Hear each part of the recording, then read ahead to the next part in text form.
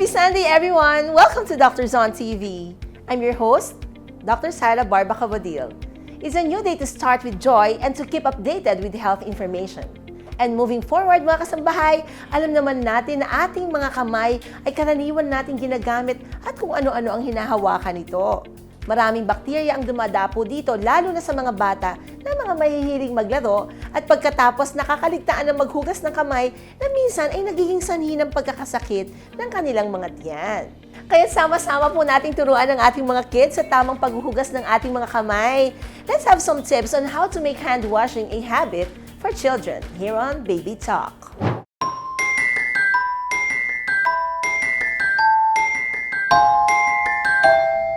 Ang paghuhugas ng kamay ay isa sa pinakamabisang paraan upang maiwasan ang pagkalat ng mikrobyo sa ating mga anak. Madalas, nakukuha ang mikrobyo kung ang ating mga anak ay mahilig maglaro sa labas ng bahay or sa school. Kaya mahalagang turuan nating mga mamis ang ating mga anak ng wastong paghuhugas ng kamay. Ngunit kung gagawin mo itong masaya, maaari itong maging isang mas kasiyasiyang karanasan para sa iyo at sa iyong mga anak.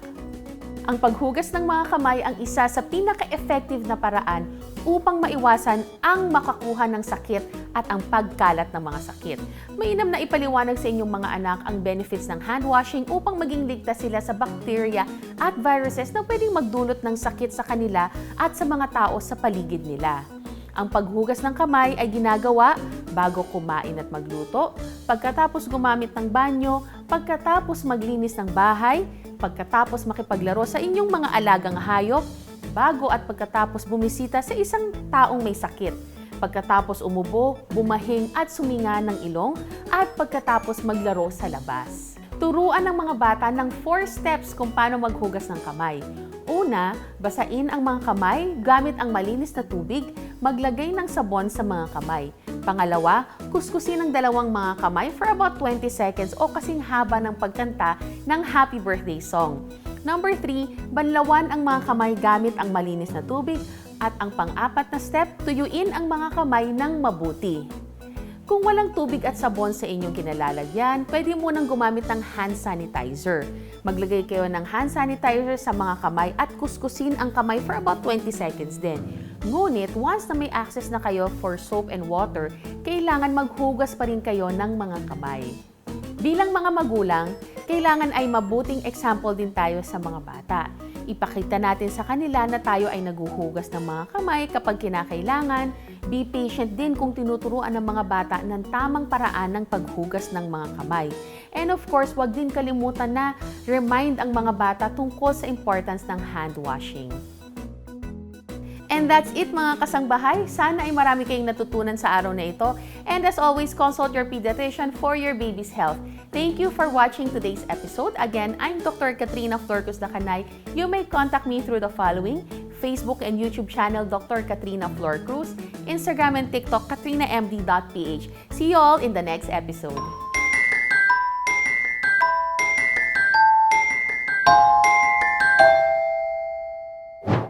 Sana mga mommies, ituro po natin ito sa ating mga anak para makaugalian nila ito hanggang sa paglaki at maiwasan po ang pagkakasakit. And for you to be updated mga kasambahay, hindi ko po pwedeng kalimutan na imbitahin kayo na i-follow and i-subscribe ang aming mga social media accounts. Please like and follow our Facebook page at www.facebook.com/doctorsontv and like and subscribe to our YouTube channel. You just have to type www.youtube.com/@UNTV News and Rescue. And you can actually send us po questions and mga comments sa mga pages na yan. Kaya after liking and subscribing, i-share nyo na din po sa inyong mga friends and family. Have you ever heard the term Crohn's disease, mga kasambahay? Isa po itong uri ng sakit na pangunahing apektado ay ang ating mga digestive system. At ukol po dito ang pag-uusapan kasama ang isang gastroenterologist sa pagbabalik po ng Doctors on TV.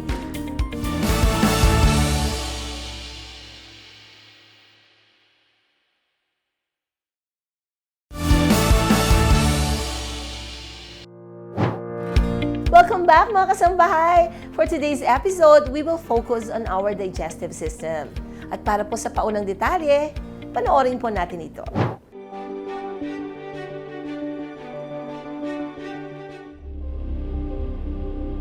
Madalas bang sumasakit ang inyong tiyan, mga kasangbahay?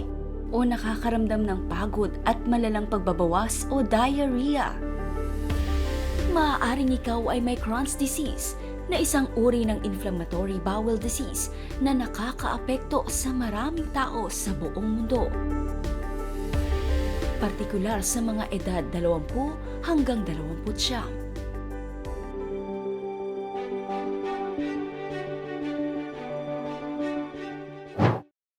At syempre, para po sa mas malawak na kaalaman tungkol dito, meet our featured expert in inflammatory bowel disease. He's a distinguished member of Philippine Society of Gastroenterology and Philippine Society of Digestive Endoscopy.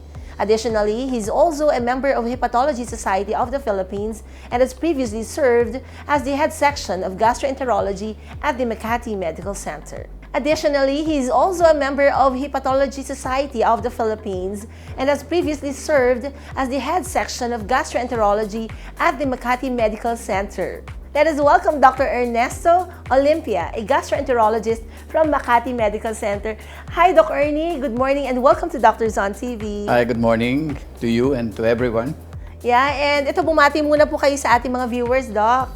To the viewers, I'd like to say good morning and hope you have a good day today. Yes, and thank you, Doktor, no, para sa ating mga sa pagbigay niyo sa amin pagpapaunlak, no. Marami po tayong matutulungan na ating mga viewers, okay? And ito sa panimulang tanong po, Doc, kasi we're talking about inflammatory bowel disease and alam natin ang Crohn's disease ay isa diyan.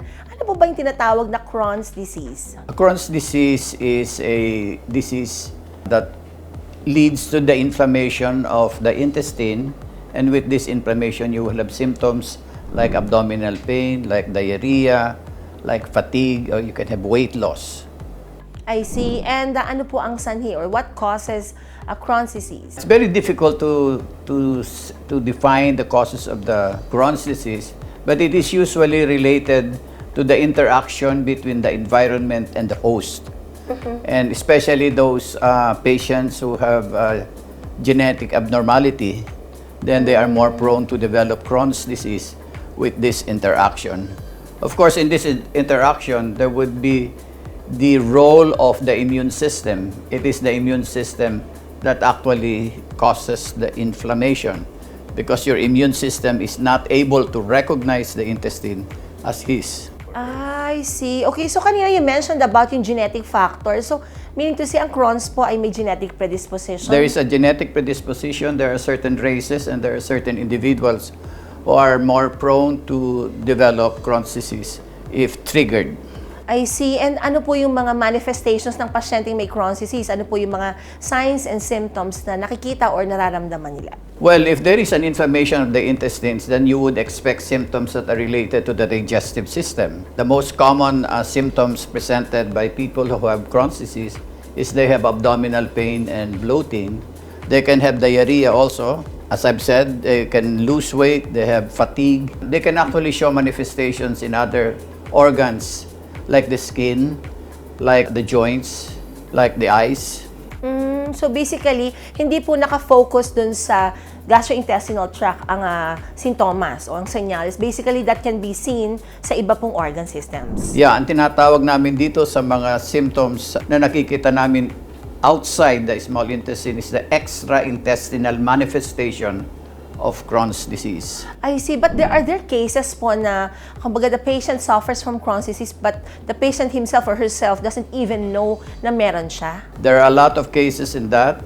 Just like a day ago, the patient just came in with abdominal pain, severe abdominal pain. We were trying to find out what's the cause of this. He ended with a need for surgery. So when they opened it up, it was Crohn's disease that had caused a lot of adhesions, nagdikit-dikit na yung mga bituka. And the patient did not have any symptoms. I see. Okay, so but when should you suspect na parang Crohn's disease pala ang condition ng isang pasyente, Doc? It's very important to appreciate the history of the patient. So the patient would come to you probably with abdominal pain, with diarrhea. Then you ask, how long has it been? Has it been just 2 or 3 weeks ago? Or it has been occurring even much earlier? That's coming on and off. So history is very important. Then you would notice also that this patient may have probably lost weight or he's missing his days in the office. So ito yung mga signs na magdududa ka na kung bakit. Kasi napakatagal na. Dahil matagal na. Hindi katulad nung nag-change ka ng bowel movement in 2 or 3 weeks. Okay, Doc, so napaka-importante pala, no? Ito reminder sa mga kasambahay na kapag may mga signs kayo, or signs and symptoms na namamanifest na, dapat i-take note din kailan nangyari. Okay, so basically, lalo na kung ito ay pinag-uusapan natin pang matagalan kasi nasabi nyo na extracting a good medical history is really important. Okay, so kasi yan yung magli-lead na, okay, probably ito ba ang condition ng pasyente? Like in the case of Crohn's disease. And ito ba, Doc, maraming types ng Crohn's disease? Crohn's disease is actually part ng yung tinatawag naming inflammatory bowel disease. At itong inflammatory bowel disease, as the word says, that there is inflammation. But there are 2 types. One is Crohn's disease, and the other one is ulcerative colitis. Ulcerative colitis involves the inflammation of the entire lining of the colon, whereas the Crohn's disease, the involvement or the inflammation is segmental. There could be some inflammation here and there and there. Pachi-pachi. Pachi-pachi. But usually the most common area is between the small and the large intestine, the ileocecal area, terminal ileum. I see. And how about the diet? Meron ba yung contributing factor pagka kung ano, depende kung ano yung diet preference ng isang pasyente? Mahirap sagutin yan because iba-iba ang reaction ng individual sa kanilang diet. Although generally, we would favor na kumain ka ng lots of vegetables and fruits, nuts, and try to stay away from red meat.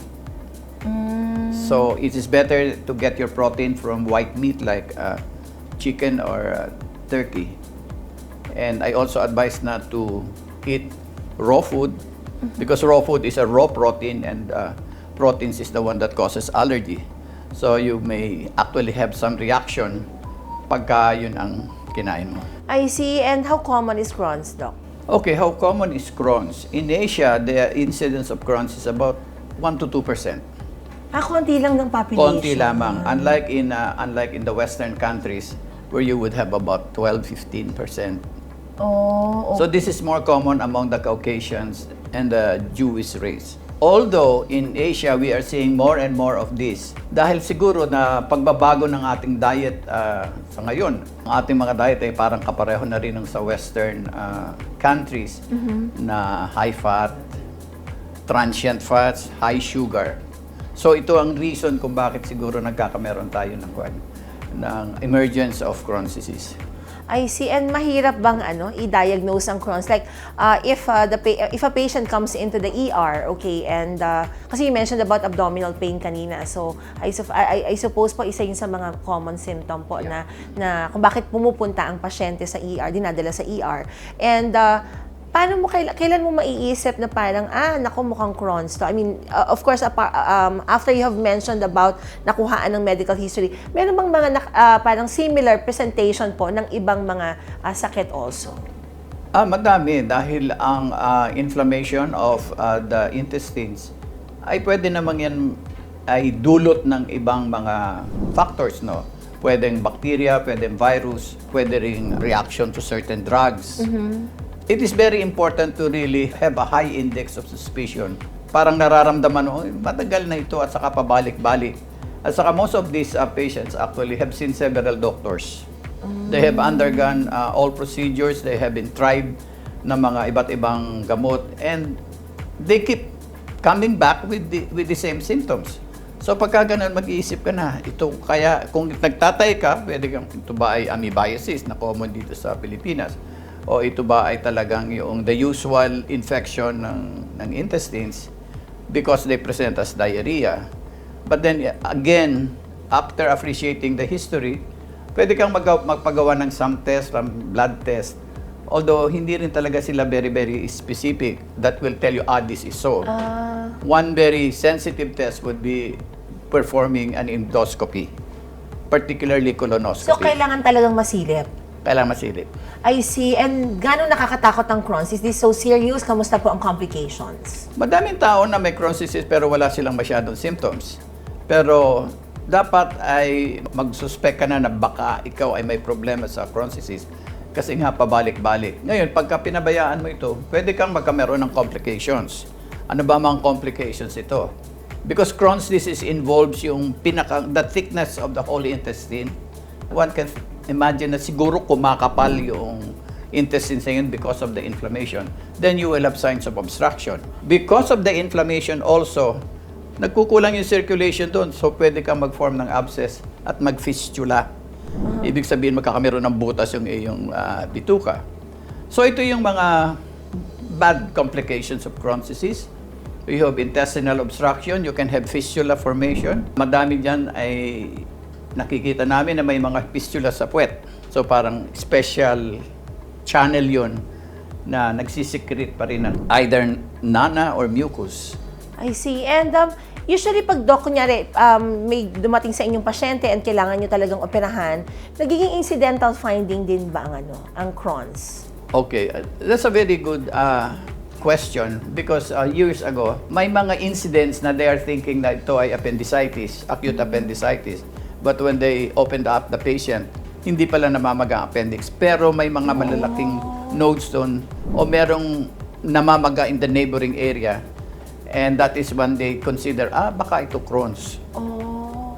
And on that event, doc, kunyari, so for example, hindi kita na inflamed pala ang appendix, hindi namamaga. And then eventually Crohn's. So, shift ng yun ng management if that's the Wala, case. naroon ka na rin, di tanggalin Buksan mo na rin na. yung appendix. Okay. How about pregnant? Kunyari, naka-encounter ka na ba ng pregnant woman na, syempre, buntis, and then all of a sudden, parang may diagnosis of Crohn's disease. So, is there an immediate need for surgical management, considering na buntis? How do you handle such a case? Well, pagka wala namang signs of intestinal obstruction, Can wait. then we can just wait. Meron ako mga pasyente na nagbuntis habang sila ay naka-Crohn's. Oh. Actually, nagulat nga ako nung minsan na tumatanggap siya ng gamot na supposedly hindi mo bibigay sa mga buntis. Tapos, Hindi niya alam na buntis siya. okay. So, nung magkita kami, sabi ko, kumusta yung bata? Doktor, ang ganda-ganda ng anak ko. Very. So, buti healthy, no? Despite all the medications na naibigay na, kung tutuusin, bawal sa buntis, hindi naman niya alam. Okay, Doc. So, na-mention niya rin kanina na parang for long hindi alam, okay, asymptomatic, tapos may Crohn's pala. But what would be the most common trigger factor na parang, okay, biglang ayan na, biglang naging symptomatic na yung patient of Crohn's? Well, kung ito naman ay hindi masyadong complicated na Crohn's, ang pasyente would just complain, parang ang doktor palagi akong kinakabag, nagiging irregular ang bowel movement ko. Suminsan may diarrhea ko, sometimes may constipation. Kuminsan meron akong lagnat. You can blame the stress. Stress will actually just exaggerates the symptoms. Because may stress ka na and then meron ka pang mga nararamdaman. Pero basically, hindi yun ang cause talaga.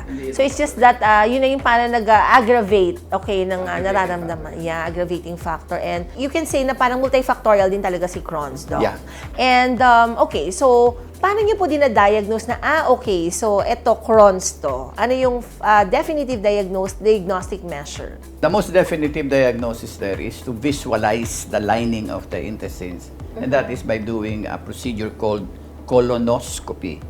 The colonoscopy is a procedure where I bring an instrument into the anus and the rectum and then trace the whole length of the colon until I reach the terminal ileum or the cecum, because that is where most lesions would develop. Colonoscopy is very important. You can also have imaging, so like for example, you get a CT scan or an ultrasound or an MRI.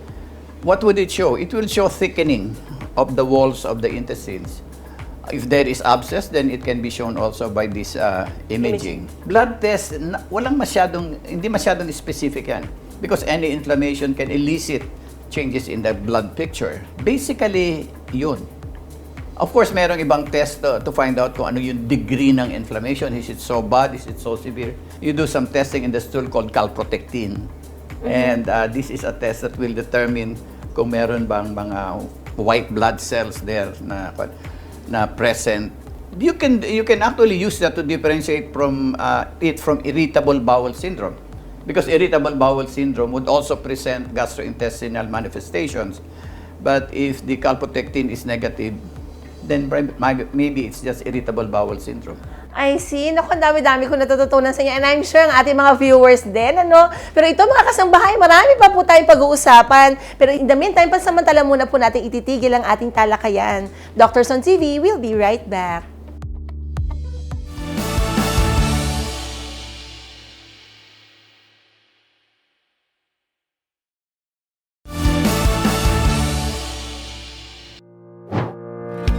At para pa rin po sa pagpapatuloy ng ating talakayan, still here with us is Dr. Ernesto Olimpia, a gastroenterologist from Makati Medical Center. But before we proceed, Dr. Ernie, mayroon po tayong isang kasambahay na lumapit sa ating programa para po malaman kung ano ba talaga ang kanyang health condition. And for that, let's watch this.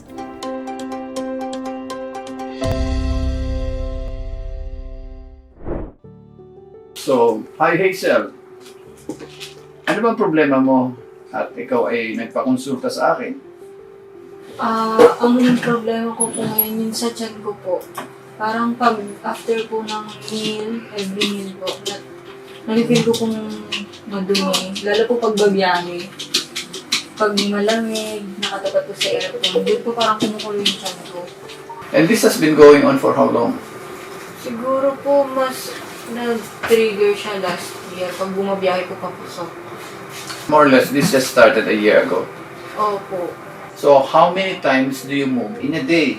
How many diarrhea or bowel movement do you have? 2 to 3 po. Or yung regular po yung 2. Sa edad na 25, nakararanas ng hindi normal na pagdumi sa isang araw ang dalagitang si Hazel. May pangyayari na sa tuwing siya ay bumabiyahe papasok sa trabaho, ay nakakaramdam siya ng pananakit ng kanyang tiyan, kaya malaking abala ito para sa kanya. Saan ka ba nakatira? Kalookan po. Saan ka nagtatrabaho? Sa bagong barrio din po. So, during the trip ay medyo ba? O kaya pag unfamiliar places po, hindi po siya na. Okay. So, kumusta naman ang appetite mo? Mabilis din po magutom eh. Appetite. Mabilis kang magutom. So, magandang appetite mo. Tapos mabilis din pong Hindi. labas. Yung bang every time nakakain ka, ay kailangan mong dumumi? Siguro po kung may nakakain po, like po nung pag may kape, ganun po. So medyo sensitive ang iyo dyan. Tapos pag ganun po, malamig. Do you feel bloated? Pag after ko mag-eat, ang bigat. Pakiramdam ni Hazel ay hindi na normal ang kanyang nararamdaman sa tiyan, kaya naman minabuti na niyang magpatingin sa doktor sa tulong ng programang Doctors on TV.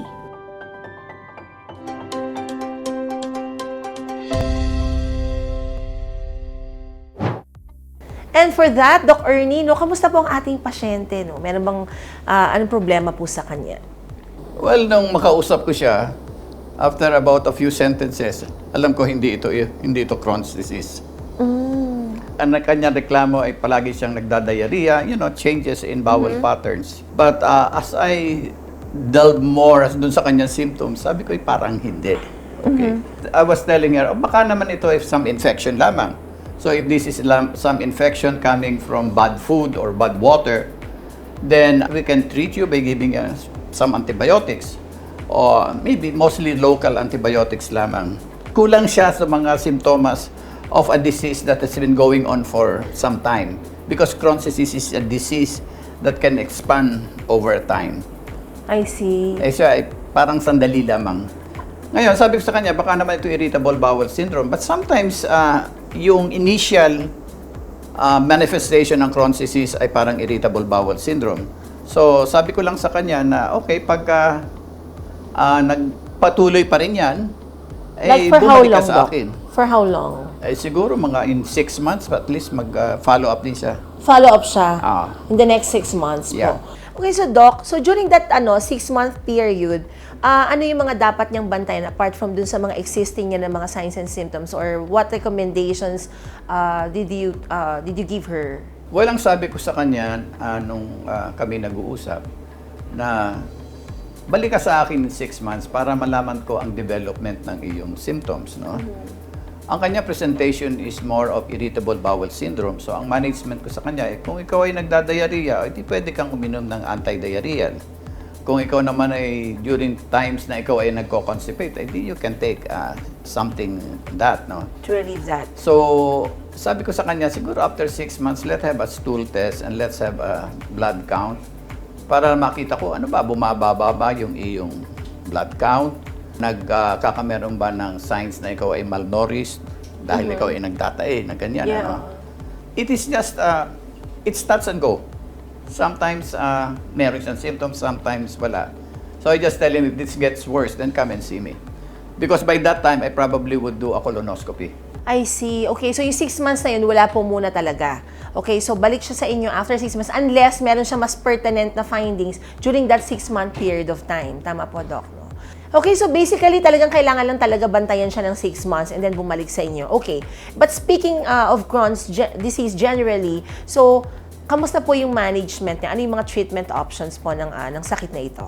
Ang treatment for Crohn's disease is actually to reduce the inflammation, to prevent remission, and prevent complication. So basically, the first thing that you do is mabawasan ang mga simptomas ng pasyente because these patients are suffering from prolonged maybe abdominal pain, diarrhea. Meron tayong mga gamot na pwede nating gamitin para mabawasan yung pamamaga. So meron ditong mga tinatawag naming anti-inflammatory medications like sulfasalazine, mesalamine, or you can give steroids. Ang steroids ay para humupa yung inflammation and the patient will get better. Pwede diyan yung tinatawag naming immunosuppressive drug. Ang Crohn's disease is an autoimmune thing. So you want to suppress the immune reaction Against the body. And of course, if worse comes to worse, then baka kailangan niya ng surgery. I see. Okay. So, you mentioned about surgery. So, pag may kailangan po ng surgical intervention, paano po, di ba, like sabi niyo sa Crohn's, patsi-patsi siya, hindi siya continuous. But, paano kung nyari yung entire length, okay? So, almost affected by Crohn's. So, usually, nagkakaroon ba ng instances na kailangan nyo talagang tanggalin the entire thing? The kind of inflammatory bowel disease that requires the entire colon resected or removed is that if you have ulcerative colitis. I see. But for Crohn's, wala But naman. for Crohn's disease, since this is segmental, then the need for surgery is that segment na talagang bumabara, nagkokos ng intestinal obstruction. I see. O kaya naman nag-accumulate ng nanadon. So pipiliin nyo yung segment lang that needs to be resected. Yeah. I see. But should we say na ang Crohn's disease is a lifetime condition? I think it's a lifetime condition, but it is characterized by recurrence and remission. Sometimes it's quiet for years, and then it comes back. Or sometimes just a few months, but it will come and go in your lifetime. Ano yung youngest patient with Crohn's na na-encounter nyo, Doc? Yung youngest ko is about 12.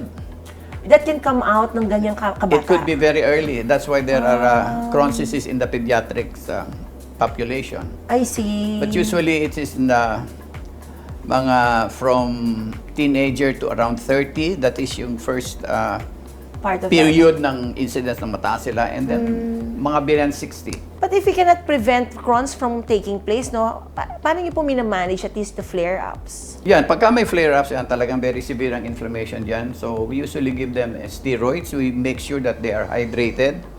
If there is a need for antibiotics, then we give antibiotics. And then we give this kind of treatment called biologicals. Itong biologics ang tinatawag namin, ito ay mga small protein that attacks yung talagang substance that causes the inflammation. But this is very, very expensive. In a year, probably 900,000. In a year. Pero ano yun? So Because you will have a series of treatment okay. of that. And since hindi siya, parang this is lifelong, kung hindi naman nagkaroon ng surgical intervention, so does it mean that these anti-inflammatory meds would be lifelong as well? Eventually, that is the ideal setting. But eventually, a lot of patients would get tired of it. Once they get better, they probably withdraw from the treatment. Ganyan, that is the reality of treatment of Crohn's disease medically. I see. And when we talk about surgical measures, Doc, may iba-iba bang klase yan? Wala naman. You just open it up and isolate that area that is involved. Parang ang dali, Doc. Grabe. Siguro kung kakatawa yung practice nyo. So, sana all kayang gawin ng mabilis, di ba? Okay, but anyways, just kidding aside, yeah. No, I'm just trying to make things lighter kasi parang ano ba to, life sentence ba to na parang kawawa naman, especially if one gets diagnosed at a very young age, di ba? That's like, kunyari, ako being a mom, it would be sad on my part na kung ang anak ko ay kasi parang buong buhay na niya, kailangan niya talagang, pag kami atake, kailangan niya mag-take ng ganitong meds. Tapos best friends din siya dapat sa kanyang doktor. Para naaalagaan, Doc, di ba? No? Well, meron sa mga bata, there is what we call management yan. As you mentioned nga, yung pediatrician, ang quite effective is yung tinatawag namin bowel rest. Bowel So, itong mga batang ito, binibigyan namin ng elemental diet. So, these are pre-digested proteins, carbohydrates, and it will lessen the reactions in the intestine and you will have a better absorption. So, you actually improve also dun sa nutrition ng pasyente. It's quite effective sa mga bata. Pero sa matatanda, paano mo sila masasabi na yun lamang iinumin niya yung nasa lata? Oo. 4 times a day or 3 times Para a day? siguro baka sasabihin na lang niya, hindi balik kahit magka-flare up ako, basta kailangan kumain ako, baka ganun mangyari, Doc, no? Okay, how about the full recovery after the surgical intervention, surgical management? Ganong katagal? Matagal ba yung recovery dyan, Doc? Well, parang napakasimple sinabi ko na buksan mo, i-isolate mo kung saan naroon. But you have to understand na pag nakita mo yun, you have to address also yung mga ibang naapektuhan. Kuminsan nagdikit-dikit yan. Yeah. Kuminsan nagfistula yan. So, baka kuminsan kailangan mong magre-route ng bituka sa to another bituka para lang ma-spare mo yung isang area na merong involved. So, depending kung ano ang severity ng Crohn's disease after a surgery. I see. And the worst case of Crohn's disease that you have ever encountered, Doc, kamusta? Yung pinakang intestinal obstruction. Because this is the one that could need a surgery. I see. But generally speaking, Crohn's can be managed well naman, Doc. It can be managed naman. Madami ako ring mga pasyente na have been suspecting na may Crohn's disease. Pero when I do yung colonoscopy, parang very, very minimal lang yung inflammation. But these are the patients na talagang, pumunta ka sa akin after 6 months, baka kung ano nang magkwan dyan. Ngayon, anong ginagawa ko? Personally, what I do is yung mga hindi talaga fully established na Crohn's disease, na parang hilaw, and some doctors will not agree on it, no? Sabi ko, okay, let's make your lifestyle a little better, healthier. So, kuminsan gumagamit ako ng yung mga natural medicines like mga curcumin, you take probiotics, and the aim of that is to improve the environment of the gut. Because it is very important na yung microbial community is healthy. Yeah. Kasi kung hindi, then that can actually cause the trigger of the... Kasi yung good microorganisms will already be your parang defense in the area, in the environment. Okay, Doc. And with that, thank you very much. Ang dami kong natutunan na namin siya ang ating mga viewers din. So baka meron kayong final words para sa ating mga viewers, sa ating mga kasangbahay. Alam mo, ang Crohn's disease ay nagsisimula ng dumami dito sa ating bansa. Maybe because of the changes in our lifestyle, our food. Wala na tayong masyadong exercise. We don't go out anymore because we're just seated in the computer area. So we should you should maintain a healthy lifestyle. Exercise, lots of fruits and vegetables. And if you have symptoms that keep on recurring or have been haunting you for a long time, please come and see the doctor. And you might want to invite our viewers to visit you here at Makati Medical Center. Here in Makati Medical Center, we have a good practice. I will not say a unit because we haven't really established it. Many of the members of the gastroenterology section is very aware on detection and also management of Crohn's disease. So come to us if you have any problems or questions regarding your digestive problem. Okay, thank you very much once again, Dr. Ernesto Olimpia, a gastroenterologist from Makati Medical Center. Naku, we hope mga kasambahay, marami po kayo natutunan sa tinalakay natin kanina. Pero naku, hindi pa po nagtatapos dyan. Let's just pause for a short break. Doctors on TV, we'll be right back.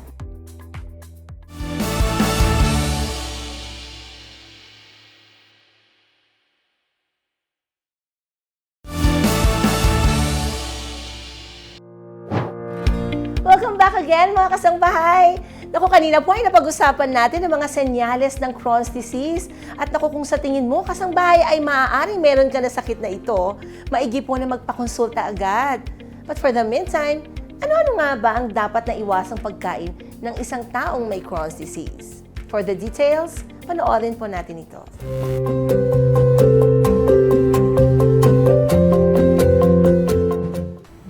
Good morning mga kasambahay. I'm Doc Lulu Marquez.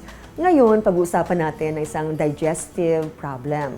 Ang pangalan ay Crohn's disease. Tara, pag-usapan natin, ano nga ba yung sakit na to? At paano nga ba natin mai-improve ang way of living ng mga taong affected ng sakit na ito, okay? Ang tanong, ano ba nararamdaman pag may Crohn's disease? Una, bloated ka. Masakit ang tummy mo all over.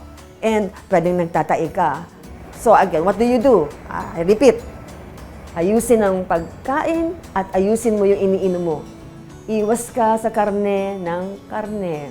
Hindi ka pwede kumain ng mga maaanghang, wasabi, sili. Hindi din pwede yung mga sobrang prito. Hindi pwede. Pagdating naman sa mga prutas, hindi pwede yung prutas na may balat. Di ba kumakain ka ng mansanas, may balat yon. Hindi mo kakainin yung balat. Hindi pwede yon. Why? Kasi yung digestion mo ay mahihirapan. Hindi dapat mahirapan dahil may namamaga sa loob ng tummy mo. Ano pwedeng kainin ng protein? May isda naman, di ba? Pero huwag mong piprituhin yun. Dapat tamang pagluto, steam mo yan or paksiw, di ba? Anything na malambot, good. Sabi nila, Tita Doc, pwede ba i-blender yung prutas at gulay, ipagsama? Pwede.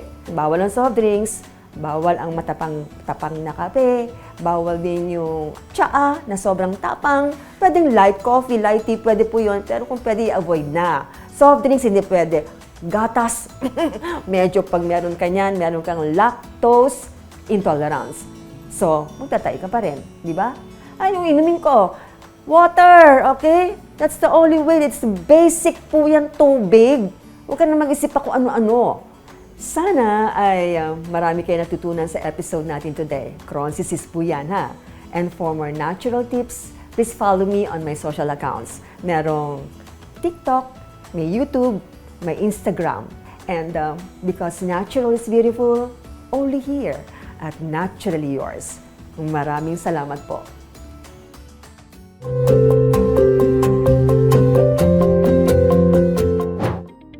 And that brings us to the end of today's enlightening episode. But before we say goodbye, please watch this mga kasambahay. Watch these snippets for the upcoming episode on Sunday. So, ang epilepsy po ay isang sakit kung saan meron po tayong predisposition na magkaroon ng paulit-ulit na seizures, no? Alam naman po natin kung ano yung seizures, bali yung seizures po ay nagkakaroon po ng abnormal na electrical activity sa brain at because of that, nagkakaroon tayo ng iba't ibang manifestations. At yan po mga kasambahay ang aabangan natin sa susunod na linggo. And as we wrap up today's episode, we'd like to extend our gratitude to all our viewers for their continued support. Pero bago po tayo magtapos, nais ko pong batiin ang aking kambal, si Iyo, si Iya, and of course si EJ and si Doc Aline. Siyempre, binabati rin natin ang ating mga pasyente sa Barba Cabodil Health and Wellness Center. And of course, Nanay and Tatay, I love and miss you both. So salamat po sa inyong lahat. We hope you found this discussion informative, empowering, and inspiring. Remember to follow us on social media for updates. Don't forget to tune in next time, God willing. Muli po, maraming salamat sa inyong lahat. Ito po si Dr. Sara Barba Cabodil. Let's make it a habit to learn about good health. Only here at Doctors on TV. We would like to thank Makati Medical Center, a hospital with a heart, located at Amarsal Street, Legazpi Village, Makati City. You may contact them at 632-8888-8999. Like and follow their Facebook page at I Am Makati Med, or you can visit their website at www.makatimed.net.ph. Makati Med Wellness Center, located at 7th floor, Ayala North Exchange Tower 1, Legazpi Village, Makati City. We would like to thank Adlaon Optical, located at ground floor Super 8 Warehouse Poblacion, Bariwag, Bulacan, 0922-878-5911, and second floor Aliw Complex, MacArthur Highway, Calvario, May Kawayan City, Bulacan, 0922-861 2095. Asian Breast Center is a premier healthcare facility dedicated to breast health and wellness. It specializes in breast cancer diagnostics, treatments, and disease management, offering state-of-the-art technologies in treatment guided by American standards and guidelines. Visit their Facebook page at facebook.com/Asian Breast Center PH. The Asian Breast Center is located at the 8th floor of Centuria Medical Makati, located in Kalayaan Avenue corner Salamanca Street, Barangay Poblacion, Makati City. The center is open Monday to Friday from 9 a.m. to 4 p.m. except holidays. To get the best level of care, you can book an appointment by calling their mobile number at 0917-127-3278 or send inquiries through email ask.abc@asianbreastcenter.com. Breast cancer is curable and treatments are affordable when detected and diagnosed early. Lindison Gas Corporation, located at 179 National Road, Landayan, San Pedro, Laguna, 4023. For inquiries, you may contact them at 02-8824-0867 or 02-824-9360, or you can email them at lgsalesco@gmail.com. Clinica Figura, located at Entrata Building, Philinvest, Alabang. You may contact them at 0917-317-7272. Barbaca Bodil Health and Wellness Center, located at Unit 1531, Centuria Medical Makati, Century City, Makati. You may contact them at 0917-317-7272. For appointments and other inquiries about your health and wellness needs, please like and follow Facebook page, Dr. Sara Barbaca Bodil. Dr. Sara Barbaca Bodil would like to express her gratitude to Medical Depot, healthy num-num food. Really do.